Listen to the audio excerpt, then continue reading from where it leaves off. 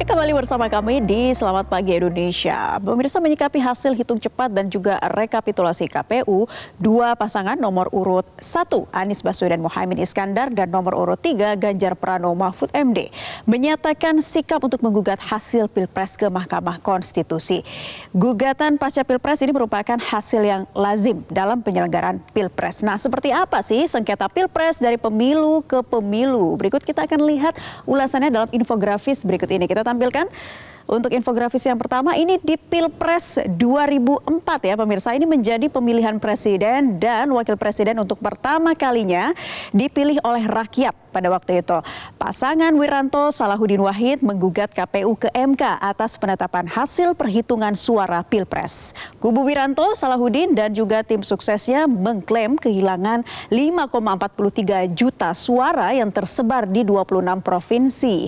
Namun pada putusannya Ketua MK Jimli Asyidiki kala itu menyatakan bahwa penetapan KPU soal hasil penghitungan suara Pilpres telah bersifat final dan juga mengikat secara hukum.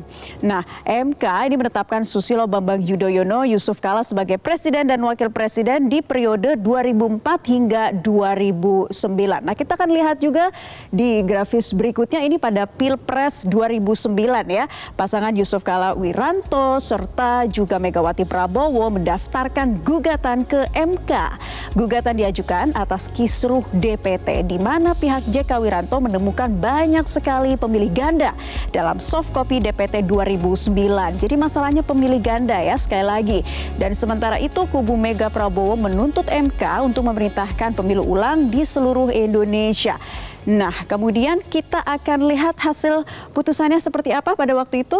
Di infografis ini dia Pilpres 2009 putusannya adalah mengakui Pilpres 2009 masih banyak kekurangan ternyata. Kemudian menilai kinerja KPU tidak profesional, menolak gugatan dari kedua pasangan capres dan cawapres serta pelanggaran dan kecurangan pada Pilpres 2009 dinilai bersifat prosedural dan juga administratif. Itu putusan MK pada waktu itu. Jadi MK menolak gugatan dari kedua pasangan capres cawapres, kedua paslon dan menilai Pilpres 2009 sah secara hukum. Nah, kita akan lihat di grafis berikutnya pemirsa pada Pilpres 2014.